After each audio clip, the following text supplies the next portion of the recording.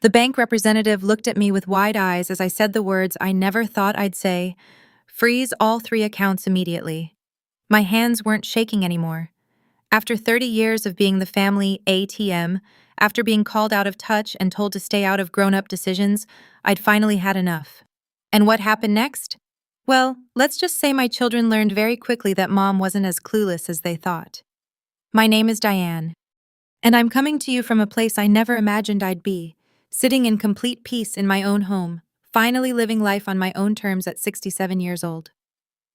Before we dive into this story, I'd love to know, where are you watching from today? Drop your location in the comments. There's something comforting about knowing we're all out here, sharing our experiences, learning that we're not alone in the battles we face with our own families. Now let me take you back to where this all started. Because like most family disasters, this one didn't happen overnight. For 32 years, I was married to a wonderful man named Robert. He was a mechanical engineer, and I worked as a nurse at the county hospital until I was 60. Together, we built a good life. We weren't wealthy by any means, but we were comfortable. We had a nice 4-bedroom home in the suburbs, 2 cars that ran well, and most importantly, we had savings. Robert was meticulous about planning for the future. Every month, without fail, money went into retirement accounts, emergency funds, and a separate investment account. When Robert passed away 5 years ago from a sudden heart attack, I was devastated. We were supposed to travel together in retirement, supposed to grow old watching grandchildren play in the backyard. But life had different plans. Along with my grief, Robert left me something else: financial security. Between his life insurance, our savings, and my own retirement funds, I had just over $750,000.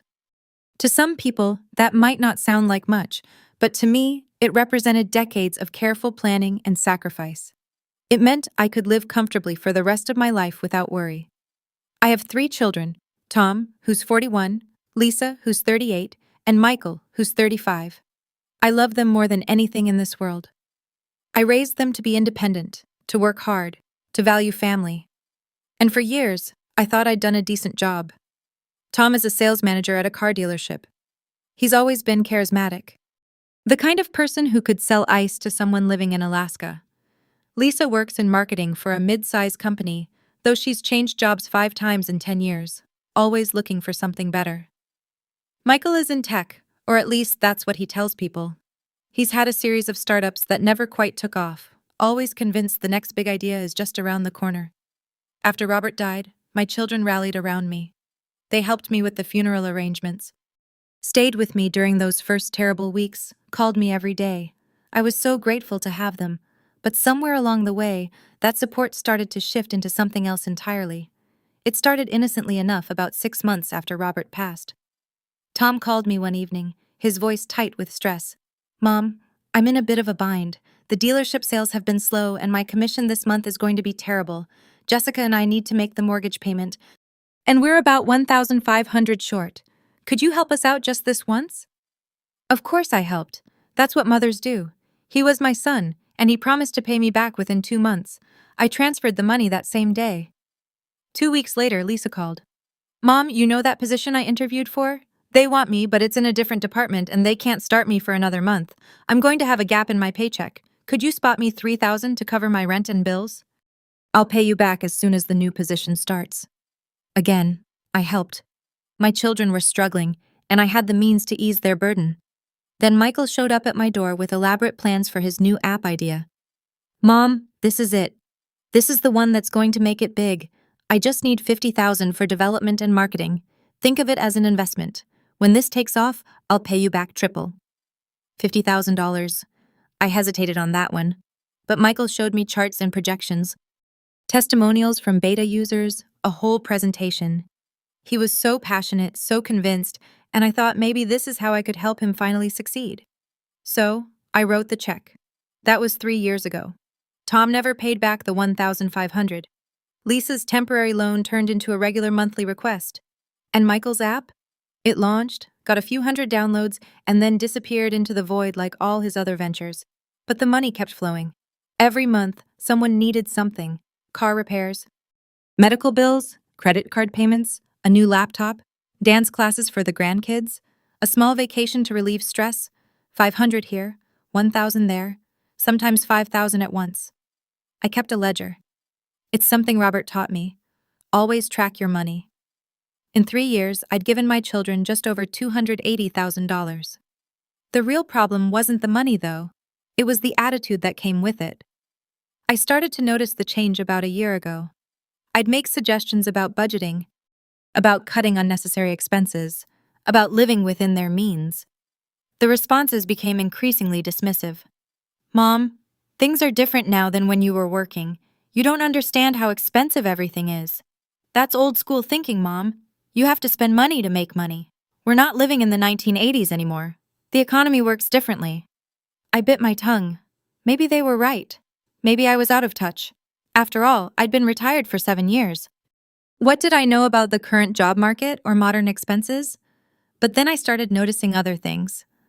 Tom drove a brand new BMW, even though he claimed money was tight. Lisa posted pictures from a spa weekend while still owing me money from the previous month. Michael wore a Rolex and ate at expensive restaurants 3 times a week while supposedly bootstrapping his startup.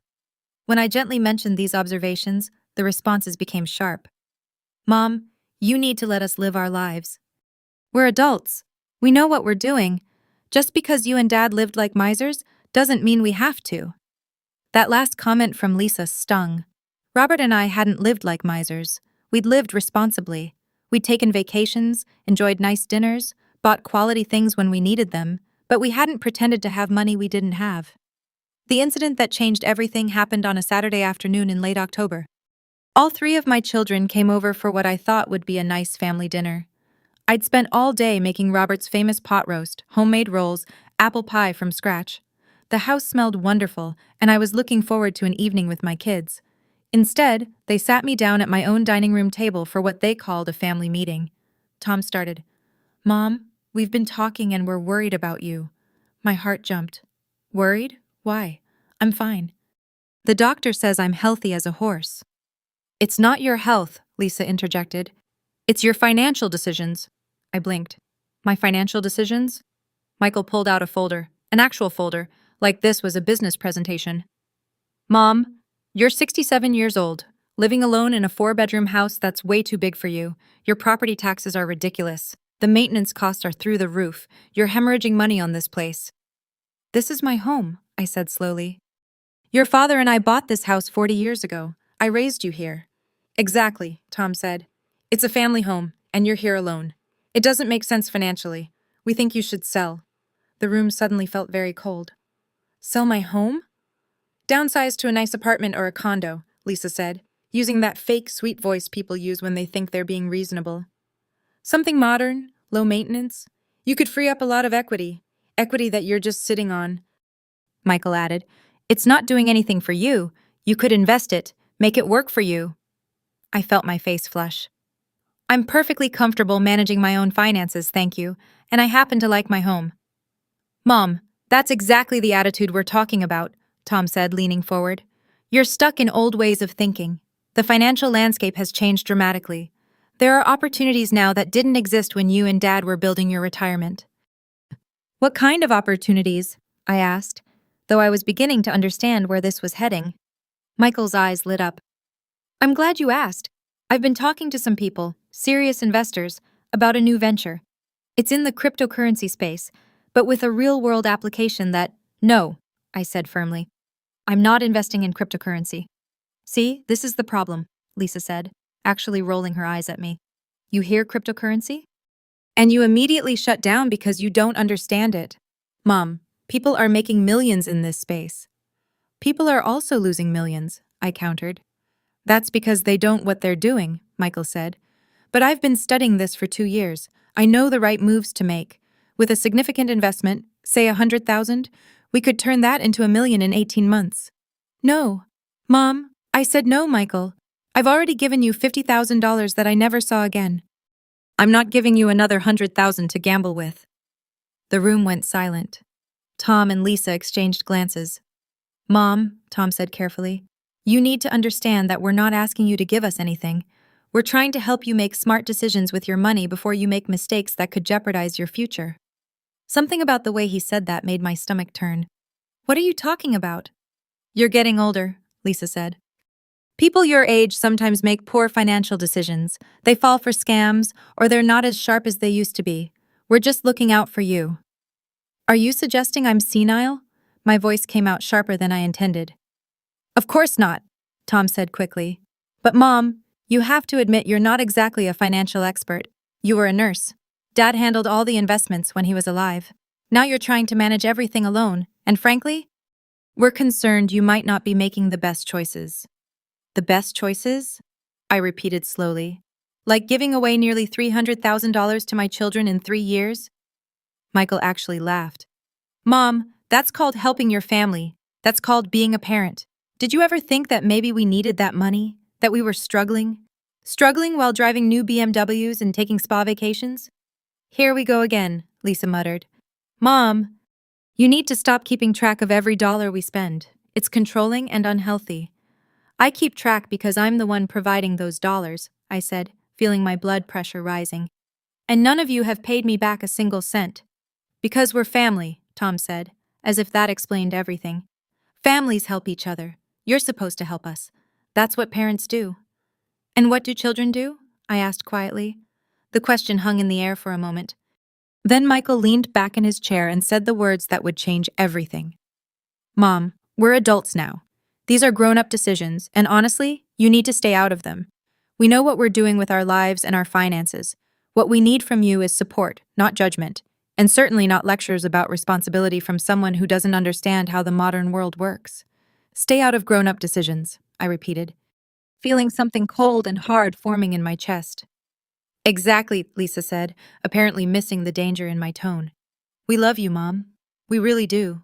But you need to trust that we're capable adults who can handle our own lives. Your job is to be our mother, not our financial advisor. Just keep supporting us the way you have been, and let us make our own choices without the constant criticism. I looked at each of my children in turn. Tom, confident and entitled. Lisa, dismissive and superior. Michael, already dreaming of his next big score. And I realized something that should have been obvious months ago. They didn't see me as their mother anymore. They saw me as a bank, a convenient source of funding that came with minimal strings and no expectation of repayment. I see, I said quietly. Well, thank you all for your input. I'll certainly think about what you've said. They seemed pleased with that, assuming I'd been properly managed. They stayed for dinner, ate my pot roast, complimented my cooking, and left with smiles and kisses on the cheek. I didn't sleep that night. The next morning, I did something I'd never done before. I hired a private investigator. I know how that sounds. Spying on your own children seems like a terrible breach of trust. But they'd been lying to me. I was certain of it. The question was, about what? The investigator, a woman named Sarah who came highly recommended by my lawyer, was professional and discreet. I told her I needed to know how my children were actually spending their money. Were they really struggling, or was I being manipulated? It took her 3 weeks to compile the report. When she came to my house to present her findings, I made tea with shaking hands. Mrs. Patterson, Sarah began gently, I'm going to be direct with you because I think you can handle it. Your children are not in financial difficulty, at least not the kind they've been claiming. She opened her folder and showed me photographs and documents. Tom's salary at the dealership was actually quite substantial, over $90,000 a year plus commissions. His wife, Jessica, was a dental hygienist making $55,000. Together, they had a household income of nearly $150,000 annually. But they also had consumer debt of over $80,000, credit cards mostly. And I saw the receipts, designer clothes, expensive dinners, season tickets to sporting events, a timeshare in Florida they'd purchased on impulse. Lisa's situation was similar. She made $70,000 at her marketing job, but she had maxed out 6 credit cards and had taken out a personal loan for $25,000 to consolidate debt. She was living in an apartment that cost $2,500 a month when she could easily find something suitable for $1,500. Michael was the worst. His startup wasn't a real business at all. He had no actual product, no business plan, no investors besides me. The $50,000 I'd given him 3 years ago had gone toward maintaining his lifestyle, the Rolex, the expensive dinners, the designer apartment in the trendy part of town. He worked part-time at a tech support job making $40,000 a year and spent the rest of his time networking at expensive restaurants and bars, always certain his big break was coming. But here's what really broke my heart. Sarah had discovered they were planning something. She'd found emails. They were planning to pressure me to sell my house and move into a retirement community. They'd already researched facilities, talked to a real estate agent about listing my property. According to their calculations, my house would sell for around $450,000. After I paid off the remaining mortgage of $80,000, I'd have $370,000 in cash. They'd even divided it up already. Tom wanted $100,000 for a business opportunity. Lisa needed $80,000 to pay off her debts and start fresh. Michael wanted to officially invest $150,000 in his next venture. The remaining $40,000 would be enough to get me set up in a nice little apartment. They hadn't asked me, they just decided, and they were working together on how to convince me it was in my best interest. I sat in my kitchen holding that report, and I cried. Not because of the money, though that hurt. I cried because my own children, the babies I'd nursed and raised and loved, saw me as nothing more than an obstacle to their financial gain. I didn't make my decision in anger. I made it in clarity. For 3 days, I sat with the information Sarah had given me. I prayed about it. I journaled. I called my sister in Arizona and told her everything, and slowly a plan formed. If my children wanted to treat me like a bank, then I would act like a bank, and banks have rules. I made an appointment with my financial advisor, a sharp woman named Patricia who'd been helping me manage my investments since Robert died. I showed her the investigator's report. "Oh, Diane," she said softly, "I'm so sorry." "Don't be sorry," I told her. "Just help me protect myself." Together, we restructured everything. First, we set up a trust with my lawyer. My house, my investments, everything went into it. I was the trustee, with my sister as the backup. The terms were clear. None of my children would inherit until after my death. And even then, the trust would evaluate whether they'd made reasonable efforts to become financially responsible. Then came the bank accounts. Patricia helped me understand that I'd been added to all 3 of my children's checking accounts over the years. Tom's when he'd bought his house, Lisa's during a previous financial crisis, and Michael's to help him establish business credit. They'd assured me it was temporary, just to help them get approved for things. It turned out those accounts were still active with my name on them. I had full access. More importantly, I had full authority. On a Tuesday morning in November, I walked into the bank and met with the manager, a kind man named George, who'd known our family for years. "George," I said, "I need to freeze 3 accounts immediately." George looked uncomfortable. "Diane, are you sure? This is a big step." "I'm positive. I have legal authority on these accounts and I'm exercising it." "Freeze all transactions. No withdrawals, no transfers, nothing. This is going to cause problems with your children." "Good," I said. "They told me to stay out of grown-up decisions. Well, this is a grown-up decision. Let them handle it." George processed the paperwork. Within an hour, all 3 accounts were frozen. Then I took it a step further. I called the credit card companies where I was listed as an authorized user or cosigner. I removed myself from everything. I called the phone company and canceled the family plan I'd been paying for.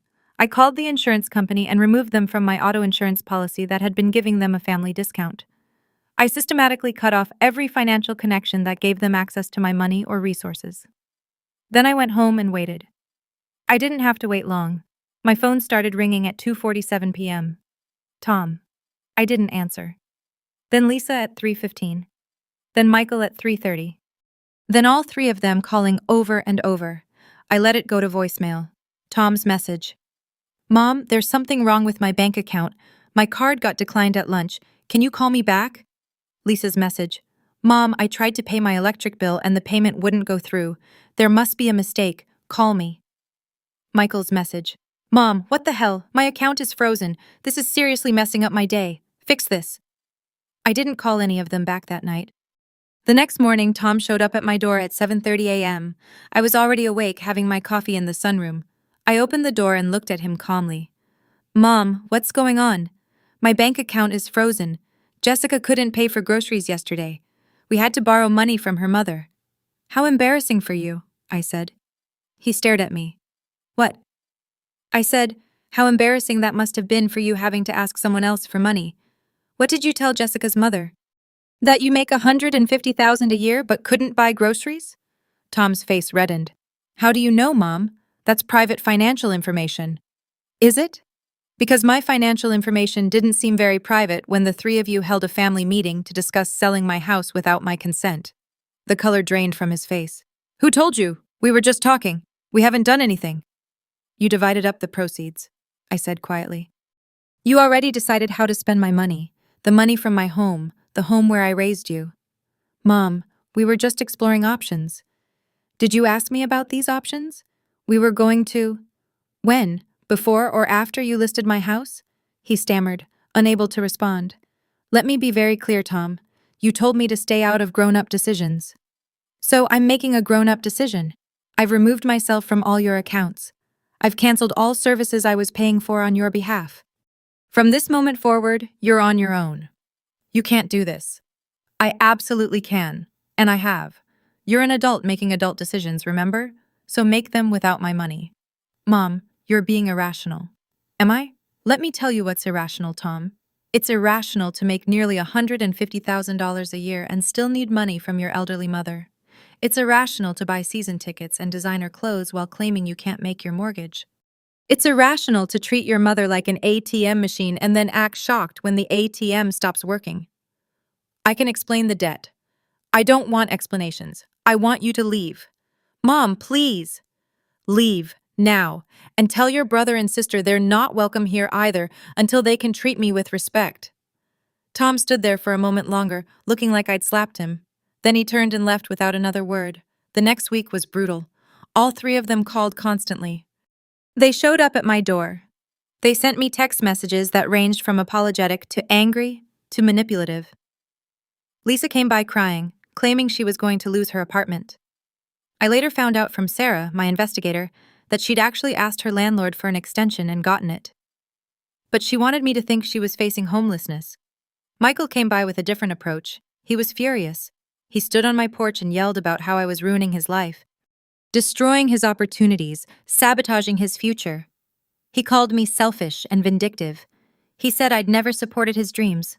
You're right, I told him calmly through the closed door. I never supported your dream of living off your mother while pretending to be an entrepreneur. That dream is officially dead. He kicked my door and left. Tom tried reasoning. He came by with Jessica, thinking his wife might soften me. They sat on my porch.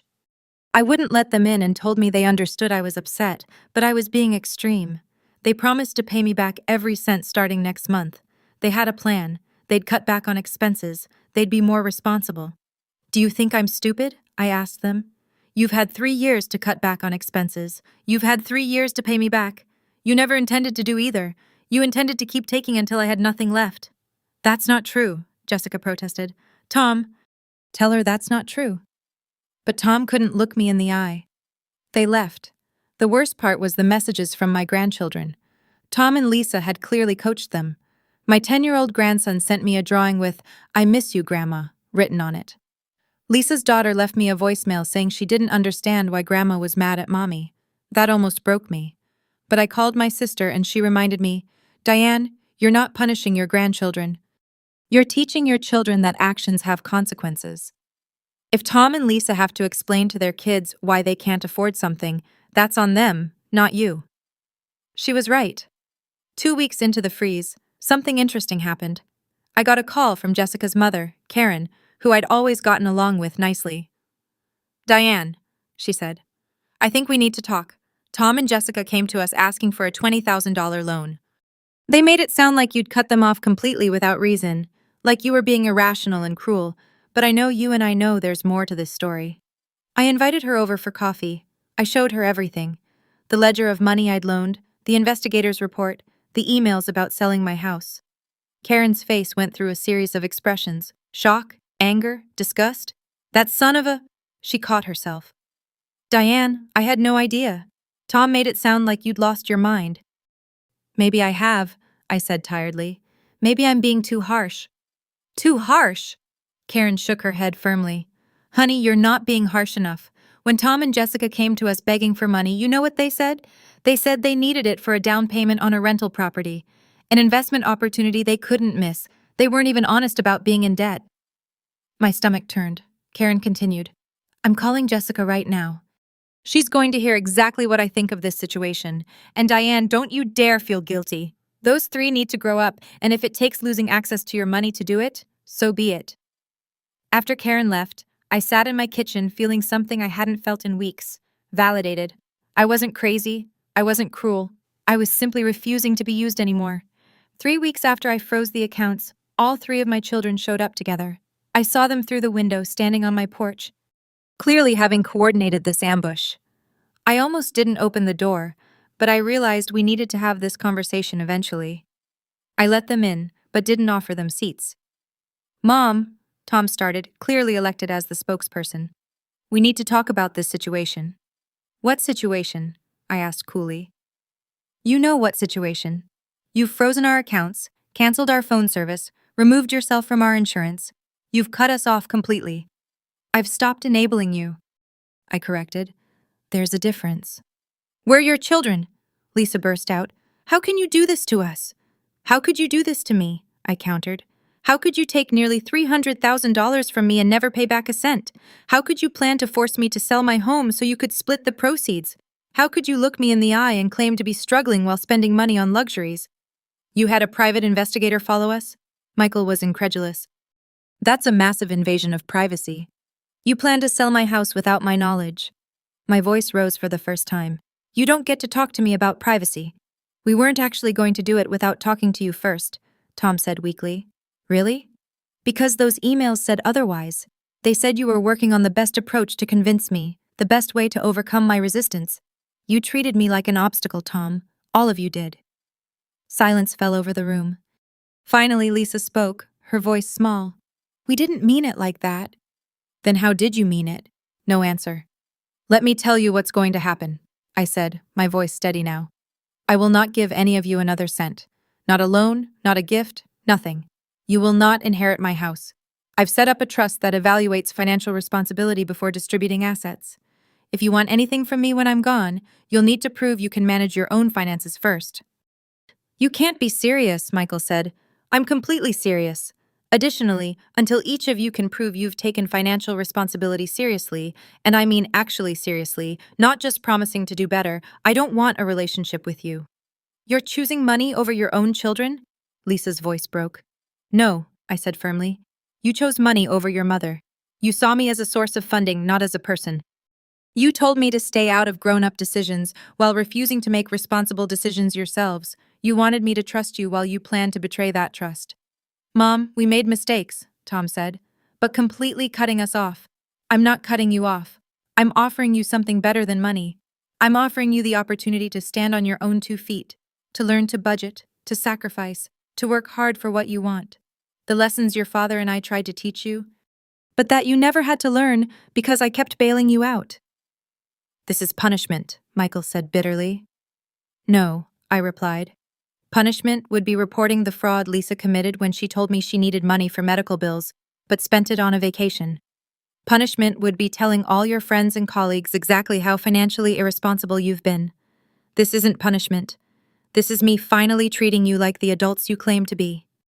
I pulled out 3 envelopes I'd prepared with my lawyer. I'm giving each of you these, I said. Inside is a proposal. If you want to repair our relationship, here's what needs to happen. First, you'll meet with a financial counselor. I've already arranged and paid for 3 sessions each. Second, you'll create a realistic budget and stick to it for 6 months. Third, you'll pay back at least 10% of what you owe me. 10%? Michael sputtered. That's, for you, Michael, that's $5,000. Over 6 months, that's less than $1,000 a month. If you can't manage that, then you've proven you have no intention of ever paying me back. And if we do all this? Tom asked. Then we can slowly rebuild our relationship. I'll meet you for coffee. We can have Sunday dinners again. I can see my grandchildren regularly, but there will be boundaries. No more asking for money. No more expecting me to solve your financial problems. No more treating me like a safety net while you make reckless decisions. And if we don't? Lisa asked quietly. Then you've made your choice. You'll have chosen your pride and your lifestyle over your relationship with your mother. I handed them the envelopes. The choice is yours, I said. You told me to stay out of grown-up decisions. Well, this is a grown-up decision. Make it wisely. That was 4 months ago. Tom and Jessica were the first to comply. It took them a month of angry phone calls and bitter texts, but eventually they met with the financial counselor. They started sending me $200 every 2 weeks. Not much, but consistent. Last week, Tom called and asked if we could meet for lunch. We did. It was awkward at first, but we talked. Really talked. He apologized. A real apology, not a sorry you're upset non-apology. He admitted they'd been taking advantage of me. He told me the counselor had opened his eyes to how out of control their spending had gotten. Lisa took longer. She was angry for weeks, posting passive-aggressive things on social media about family betrayal and blood being thicker than water. But eventually, her daughter's 11th birthday came up, and Lisa called me crying. Not because she needed money, but because she realized her daughter was asking why Grandma wasn't coming to her party. She met with the counselor the next week. She's working 2 jobs now to pay down her debt. She's moved to a smaller apartment, and last month she sent me her first payment, $500, with a note that said, "I'm sorry, Mom, for all of it." Michael. Michael hasn't responded. He's still living in his expensive apartment, still posting about his next big venture on social media, still convinced he's one break away from massive success. He told Tom I'm dead to him, that he doesn't need a mother who would abandon him like this. It hurts. I won't lie about that, but I also know I did the right thing.